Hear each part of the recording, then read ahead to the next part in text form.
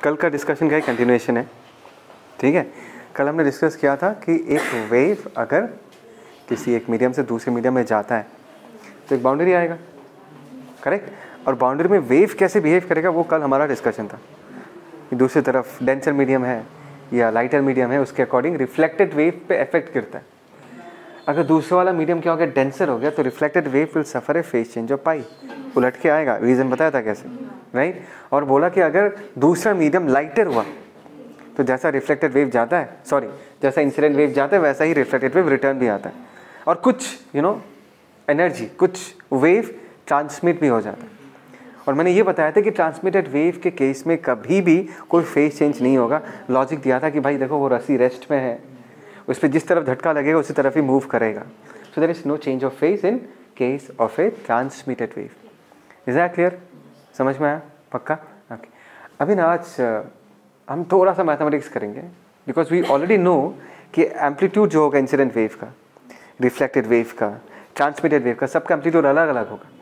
कैसे? Because amplitude is proportional to, amplitude square is proportional to intensity. The moment I use the word intensity, तुमको पता चल गया intensity is something related to energy. अब incident pulse जितना energy लेके आया बाउंड्री में वो बढ़ गया है, कुछ ट्रांसमिटेड वेव के पास चला गया और कुछ रिफ्लेक्टेड के पास रह गया। Is that clear? And as because energy घट चुका है तो ट्रांसमिटेड वेव का एम्पलीट्यूड देखो या रिफ्लेक्टेड वेव का अगर एम्पलीट्यूड देखो वो अलग होगा as compare to the amplitude of the incident wave. तो कहानी ऐसा चालू होता है कि एक मीडियम है, ये इंसिडेंट वेव है, ये बाउंड्री है, ये रिफ्लेक्टेड वेव है और ये ट्रांसमिटेड वेव है। सबका एम्पलीट्यूड अलग अलग, इसका मैंने AT माना, इसका मैंने AI माना, इसका मैंने AR माना। In order to make our calculation simpler मैंने कुछ इक्वेशंस लिया है। इंसिडेंट वेव का ये इक्वेशन है AI sin omega t minus K1x। अच्छा, मैंने यहाँ पर K1 क्यों लिखा? देखो ये मीडियम 1 है, मीडियम 2 है। मीडियम बदलने से क्या बदलता है? वेलोसिटी बदल जाता है, लैम्डा बदल जाता है। लैम्डा बदल गया तो इस मीडियम के K को हमने K1 लिख दिया और इस मीडियम के K को हम K2 लिखेंगे। Is that clear? लेकिन फ्रीक्वेंसी चेंज नहीं होता। मैंने बोला था फ्रीक्वेंसी किस पे डिपेंड करता है? जो सोर्स उस पर डिपेंड करता है। उस सोर्स ने उस पार्टिकल को कितना बार ऊपर नीचे, वो पार्टिकल कितना बार ऊपर नीचे कूदेगा, वो मीडियम बदलने से चेंज नहीं होता। ऑसिलेशंस वैसा ही रहेगा, नंबर ऑफ ऑसिलेशंस उतना ही रहेगा। Is that clear? तो सोर्स डिपेंडेंट है। तो अभी अगर मैं रिफ्लेक्टेड वेव का इक्वेशन लिखूं, ध्यान देना, रिफ्लेक्टेड वेव उसी मीडियम है जिसमें इंसिडेंट वेव है, तो दोनों केसेस में स्पीड क्या होगा? सेम। स्पीड सेम है, फ्रीक्वेंसी सेम है, तो लैम्डा भी क्या होगा? सेम होगा। तो इस केस में हमने क्या लिखा? K1x। की जगह हमने क्या लिखा? K1, पहले मीडियम का ही है, और प्लस लिख दिया। सबको पता है wave is travelling towards negative x axis, तुमको प्लस लिखना है। अभी ये जो ट्रांसमिटेड पल्स है ये एक दूसरे मीडियम में है, इसका वेलोसिटी बदल चुका है, इसका लैम्डा भी बदल चुका है। Lambda is connected to Ks, K equal to 2 pi by lambda. Lambda बदल गया, तुमने यहाँ पर K2 लिख दिया। फ्रीक्वेंसी सबका क्या रहेगा? Same, omega omega omega. तो ट्रांसमिटेड वेव का जो इक्वेशन है वो है AT sin omega t minus K2 into x. Is that clear? Okay, fine, बढ़िया। अभी ना मैंने तुमको बोला था कि वेव कंटिन्यूअस होना पड़ता है, there can not be any break in the wave, right. और एक सच तुमको बता देता हूँ मैं, incident pulse and reflected pulse जो तुमको दिख रहा है ना, वैसा नहीं दिखेगा तुमको रियल लाइफ में। एक ही रस्सी में 2 बम्प्स नहीं दिखाई देगा तुमको, तुमको सिर्फ एक रिजल्टेड बम्प ही दिखाई देगा। आई एग्री कि इस वाले रस्सी में या इस वाले मीडियम में गैस हो सकता है, रस्सी हो सकता है, रॉड हो सकता है, what ever be the medium, incident pulse भी प्रेजेंट है और रिफ्लेक्टेड पल्स भी प्रेजेंट है। तुमको कभी भी दोनों पल्सेस अलग अलग दिखाई नहीं देगा। समझ में आ रहा है मैं क्या कह रहा हूँ? आगे जाके पढ़ेंगे, इसको हम बोलते हैं प्रिंसिपल ऑफ सुपरपोजिशन। तुमको कभी भी दोनों पल्सेस अलग अलग नहीं दिखाई देंगे, तुमको उन दोनों का कंबाइंड रिजल्ट दिखाई देगा। क्या दिखाई देगा? रिजल्ट दिखाई देगा। दोनों को जोड़ने के बाद एक पल्स का जो शेप बनेगा, बात को समझो। पहला जो डिस्टर्बेंस है, ध्यान देना, थोड़ा सा आइडिया दे देता हूँ। पहला जो डिस्टर्बेंस है, ये जो इंसिडेंट वेव, ये रेशा इज द मीडियम पार्टिकल। पहला इंसिडेंट वेव बोलता है भाई तुम ऊपर चलो 5 सेंटीमीटर। कितना ऊपर? 5 सेंटीमीटर। उसी वक्त उसी जगह पर ये पल्स भी प्रेजेंट है, रिफ्लेक्टेड पल्स भी उसी जगह पर प्रेजेंट है। सोचो रस्सी है, इंसिडेंट पल्स भी प्रेजेंट है, रिफ्लेक्टेड पल्स भी प्रेजेंट है। इंसिडेंट पल्स इधर जा रहा है, रिफ्लेक्टेड पल्स इधर जा रहा है, and both of them are present in the same location at the same time. तो इंसिडेंट पल्स बोला रेशा ऊपर जाओ 5 सेंटीमीटर। रेशा बोले ठीक है, लेकिन उसी वक्त उसी जगह पर दूसरा डिस्टर्बेंस भी है। बोलेगा नहीं, तुम नीचे आओगे 2 सेंटीमीटर। दूसरा पल्स क्या बोला, फॉर एग्जाम्पल रेशा को क्या बोला, तुम नीचे आओगे 2 सेंटीमीटर. सो हाउ विल या what is the amount of displacement of रेशा फाइनली, दिस +5 -2 3, इसी को सुपर पोजिशन बोलते हैं.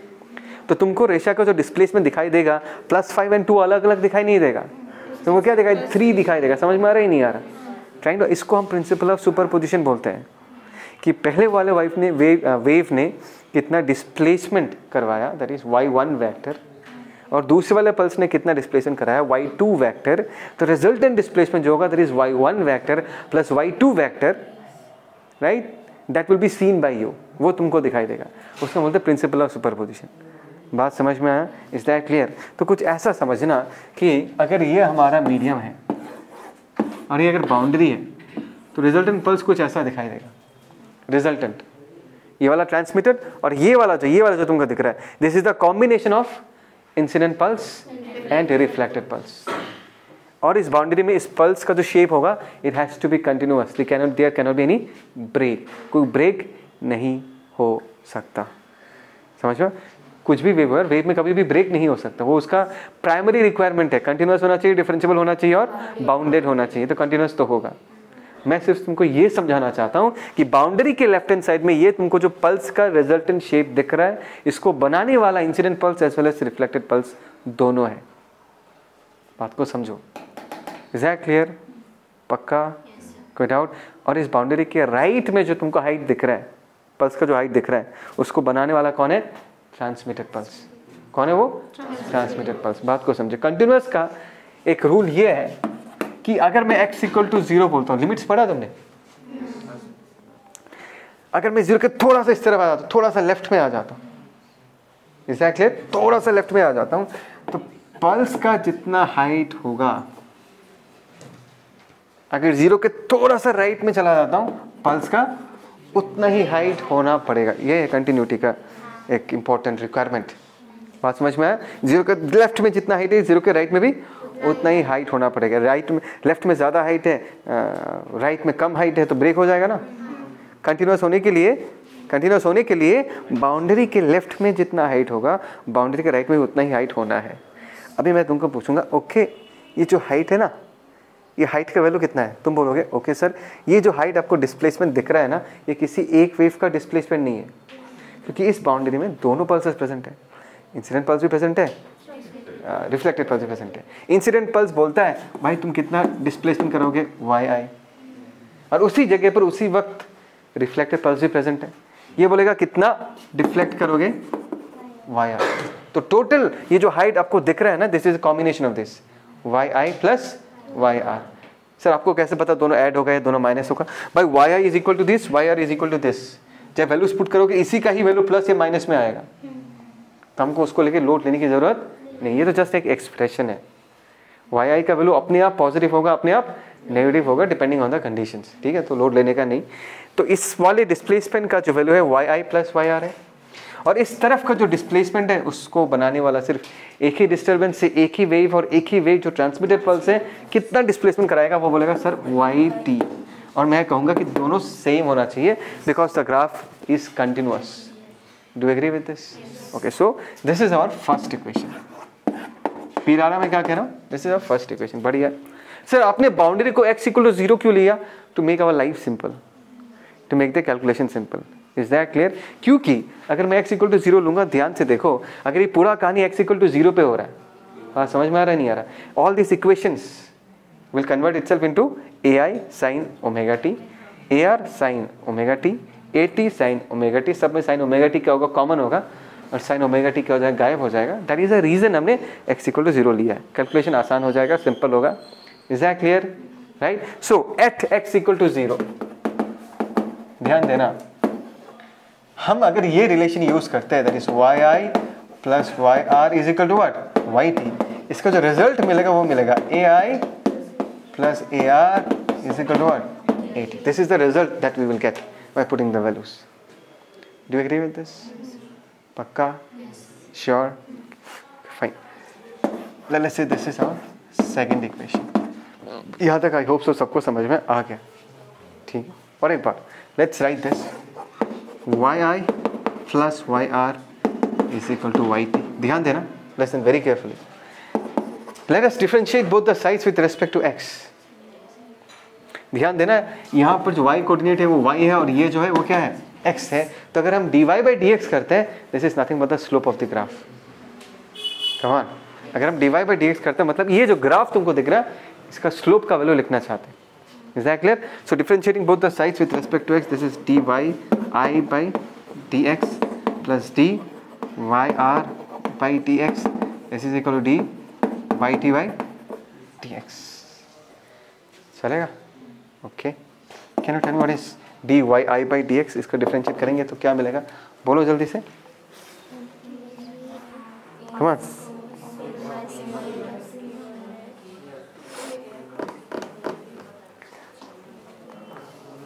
Anything else? Come on come on,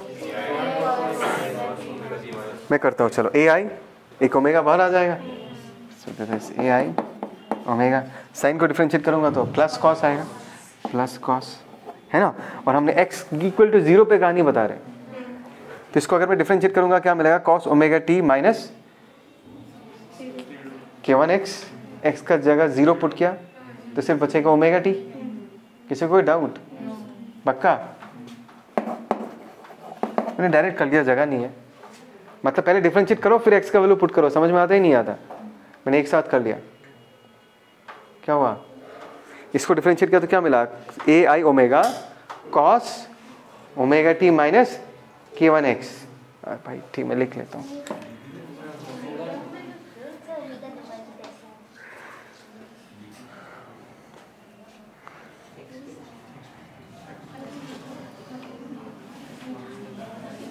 sorry इधर आई अंडरस्टूड।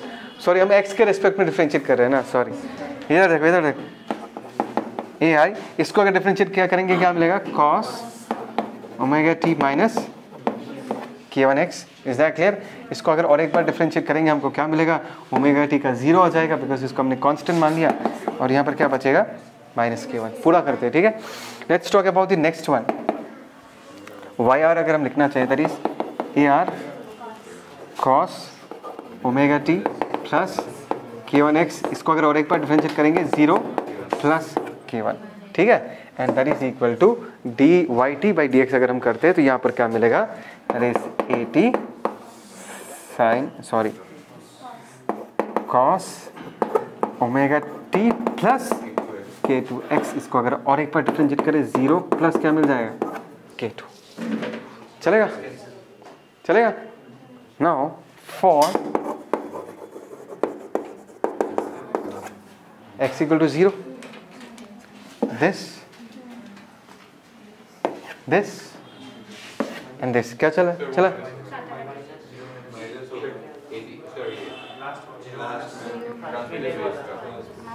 अच्छा, ये वाला यस, ठीक है ना, नजर ओके। अच्छा, x इक्वल टू 0 पुट किया तो ये भी चला गया। अभी देखो बचेगा क्या, that is minus k1 into A I. Is that okay? यहाँ पर क्या बचेगा, k1 into A I, and that is equal to यहाँ क्या बचेगा, minus k2 into A T. Is that okay? Pause करना, इससे आगे बढ़े। ओके, थोड़ा सजा के लिखते हैं इसको। k1 राइट, ठीक है, A R into k1 minus, एक काम करते हैं, इस माइनस को इधर लेके आ जाता है राइट, तो ये पॉजिटिव हो जाएगा, ये नेगेटिव हो जाएगा। ऐसा लिखेंगे तो this is k1 into A I minus k1 into A R, that is equal to k2 into A P, है ना। डू यू रिमेंबर k क्या था, 2 पाई बाई लैम्डा था। तो अगर मैं लैम्डा के फॉर्म में लिखूँ 2 पाई 2 पाई 2 पाई, तीनों से गायब, नीचे सिर्फ लैम्डा बच जाएगा। तो k1 मतलब पहले मीडियम का, k2 मतलब दूसरे मीडियम का, right. This is A I by lambda 1 minus A R by lambda 1, this is A T by lambda 2। Is that clear? चलेगा? फाइन। अभी कैन यू टेल मी कि लैम्डा और वेलोसिटी के बीच क्या रिलेशन है? S equal to V T वाला रिलेशन, lambda is equal to velocity into time, time is inverse of frequency. अभी चाहे वो इंसिडेंट वेव हो, चाहे वो रिफ्लेक्टेड वेव हो, चाहे वो ट्रांसमिटेड वेव हो, फ्रीक्वेंसी तो सबका सेम है। So lambda is what proportional to velocity हम लिख सकते हैं। बात समझ में आ रहा है मैं क्या कह रहा हूँ? सो इन दिस केस क्या मैं ऐसा लिख सकता हूँ कि लैम्डा 1 बाई लैम्डा 2, ध्यान देना लैम्डा 1 पहले मीडियम का वेवलेंथ है, लैम्डा 2 दूसरे मीडियम का वेवलेंथ। अगर मैं वेलोसिटी में एक्सप्रेस करना चाहूँ तो मैं v1 बाई v2 लिख सकता हूँ। Is that clear? पक्का? तो हम ये चीज़ यूज़ करेंगे आगे जाके। अभी एक काम करते, लेट्स डू समथिंग हियर। हमारे पास यहाँ पर एक इक्वेशन है AI plus AR equal to 80, और यहाँ पर हमारे पास इक्वेशन है AI by lambda 1 minus AR by lambda 1 equal to 80 by lambda 2। हमारा पर्पस क्या? हमारा पर्पस है कि हम AR का वैल्यू AI के फॉर्म में लिखना चाहते हैं और AT का वैल्यू AI के फॉर्म में लिखना चाहते हैं। कैसे करोगे झुमका? कैसे करोगे बोलो हमें? That is AI minus AR को मैं यहाँ पर AT लैम्डा 1 बाई लैम्डा 2 लिख सकता हूँ, बोलो ना। सो this is AT lambda 1 by lambda 2 को V1 बाई V2 लिख सकता हूँ, और यहाँ पर क्या बचेगा? AI minus AR। तो let us say this is equation A. Equation A दिख रहा है, इक्वेशन 2 दिख रहा है। इधर AI प्लस AR है, इधर क्या है? AI minus AR। तो ऐड कर सकते हैं, ऐड करेंगे तो माइनस AR प्लस AR चला जाएगा, AT बचेगा और AI बचेगा। Is that clear? तो अगर हम दोनों को ऐड कर देंगे, ध्यान देखना, that is 2 times of AI। Minus AR plus AR चला गया, यहाँ पर AT बचेगा। AT अगर कॉमन ले लूँगा तो 1 प्लस V1 बाई V2 बचेगा। Is that clear? तो ध्यान से देखना, यहाँ पर AT ऊपर V2 plus V1 divided by क्या आ जाएगा? V2। This is 2 times of AI। हमको AT का वैल्यू चाहिए, कोई नहीं, अगर हमको AT का वैल्यू चाहिए तो हम क्या लिख सकते हैं? AI into 2 times of V2 divided by V2 plus V1। अरे है ना? बस इसको सिंप्लीफाई किया। अभी मैं दूसरा डिराइव नहीं करूंगा, डायरेक्टली लिख देता हूँ। और दूसरा जो होगा AR का वैल्यू, अभी पता है ना AT निकल गया तो AR भी निकल जाएगा। क्या वैल्यू कितना होगा? That is V2 minus V1 divided by V1 plus V2। ठीक है, V2 minus V1 divided by V1 plus V2 into AI। Simplify करने से ये आ जाएगा। बात समझ में आया? Is that clear? एक छोटा सा इंटरेस्टिंग सा चीज़ दिखाना चाहूँगा कि अगर ये वेव रेयरर मीडियम से डेंसर मीडियम में जा रहा है तो रिफ्लेक्टेड पल्स उल्टा हो जाता है। एग्री? डेंसर मीडियम V2 का वैल्यू V1 से कम होगा। V2 का वैल्यू अगर V1 से कम हुआ तो ये क्वांटिटी नेगेटिव होगा। अगर ये क्वांटिटी नेगेटिव हुआ तो AR equal to minus of something AI आएगा। माइनस का मतलब क्या कि AI जिस तरफ है AR का डायरेक्शन ठीक उसका उल्टा है। समझ में आया? Is that clear? अगर यू नो डेंसर मीडियम से रेयर मीडियम के पास जाएगा तो स्पीड बढ़ जाएगा, V2 का वैल्यू ज़्यादा होगा, ये क्वांटिटी क्या होगा? पॉजिटिव होगा। और रिफ्लेक्टेड पल्स और इंसिडेंट पल्स दोनों का साइन क्या होगा? सेम होगा, पॉजिटिव होगा या whatever it is. Is that clear? In that case there will be no phase change. ठीक है, एक छोटा सा डिराइवेशन था, ये करके रखा है। आई थिंक सो तुम्हारे NCERT में है, नहीं आना चाहिए था। देखो, progressive waves gets reflected at the boundary such that the ratio of amplitude of reflected and incident wave is 1:2। लिख लेते हैं एक बार, amplitude of reflected and incident wave is 1/2। Find the percentage of energy transfer. Amplitude और energy का क्या relation है? एक ही तो कनेक्शन है, इंटेंसिटी के थ्रू कनेक्शन है, राइट? सो एम्पलीट्यूड का अगर ऐसा रेशियो है और मुझे पता है कि intensity of the reflected wave divided by intensity of the incident wave and intensity is what? Proportional to amplitude square. तो हम यहाँ पर क्या लिख सकते हैं? AR divided by AI the whole square. Do agree with this? So AR by AI the whole square कितना होगा? 1/4। बात को समझो। सो इट इज ऑब्वियस यार, अगर एम्पलीट्यूड से एनर्जी तक जाना है तो इंटेंसिटी ही एक रास्ता है जाने का। Is that clear? Okay, next देखो, पूछा है कि find the percentage of energy transferred. कितना एनर्जी ट्रांसफर हुआ है, राइट? तो what is the fraction of energy transferred? IT by II। Fraction, इतना आया था एनर्जी, उसमें से इतना चला गया, right? It's obvious, right? So इसके साथ अगर मैं इंटू 100 कर दूं, वही है हमारा आंसर। Is that clear? हमको यहां तक पहुंचना है, हमारे पास ये है। Do you all agree that I intensity of the incident wave is equal to intensity of the reflected wave plus intensity of the transmitted wave? Come on, ऐसा करके क्वेश्चन को डिकोड करना पड़ता है। हमको IT by II चाहिए, क्या चाहिए? IT by II। Let us differentiate, sorry let us divide both the sides with respect to II। कितना होगा? This is 1 minus sorry equal to IR by II plus IT by II। मुझे ये चाहिए और ये तो यहाँ पर निकाला हुआ है। Is that clear? तो यहाँ से हमको IT by II क्या मिलेगा? 1 माइनस, इसको अगर इधर लेके चला जाऊंगा मतलब 1/4 को लेके चलाऊंगा, कितना हो जाएगा? 3/4। Is that clear? That is the intensity of the transmitted wave divided by intensity of the incident wave, that is equal to 3/4। यहाँ पुट कर दो, कितना आ जाएगा? 3/4 इंटू 100, कितना आ जाएगा? 75%। 75% of the energy is being transferred. इतना मैं तुम लोगों से एक्सपेक्ट करता हूँ।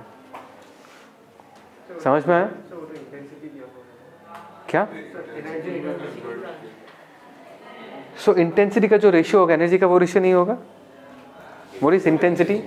Energy per unit time per unit area, हाँ या ना? तो इसको अगर मैं एनर्जी में कन्वर्ट करना चाहूँ, सोचो टी टाइम, तो टी तो जीरो में मल्टीप्लाई होगा या नहीं?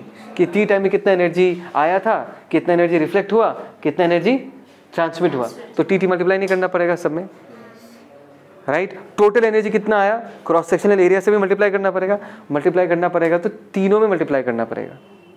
अगर मैं टोटल एनर्जी लिखना चाहूँ कि भाई अगर IR है, रिफ्लेक्टेड वेव के पास कितना एनर्जी है टोटल? IR टी टाइम के लिए आया था और उसका क्रॉस सेक्शनल एरिया कितना होगा? A। तो सिमिलरली इधर भी तो मल्टीप्लाई करना पड़ेगा, यहाँ पर भी तो टोटल एनर्जी लिखना है। बात को समझो। Is that clear? So they will finally cancel out. Intensity का जो रेशियो होगा, टोटल एनर्जी अगर निकालोगे उसका भी रेशियो क्या आएगा? सेम ही आएगा। ठीक है, समझ में आया? पॉज करना।